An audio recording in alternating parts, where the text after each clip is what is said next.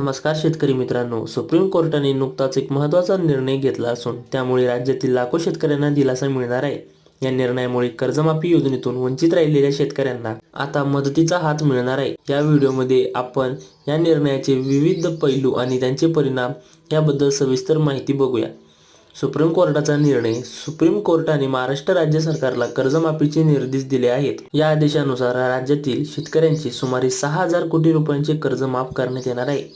न्यायमूर्ती रवींद्र घुगे यांनी स्पष्ट केले की ज्या शेतकऱ्यांचे कर्ज 1.5 लाखापर्यंत आहे त्यांचे संपूर्ण कर्ज माफ होणार आहे. हा निर्णय विशेषतः 2016 पासून थकबाकीदार असलेल्या शेतकऱ्यांसाठी महत्त्वाचा ठरणार आहे. लाभार्थी शेतकऱ्यांची संख्या. या निर्णयामुळे महाराष्ट्रातील सुमारे 6,56,000 शेतकऱ्यांना फायदा होणार आहे. या शेतकऱ्यांना एकूण सुमारे 6,000 कोटी रुपयांचा लाभ मिळणार आहे. हे आकडे कालिदास आपेट यांनी एका परिषदेत जाहीर केले आहेत. यापूर्वीच्या कर्जमाफी योजनेत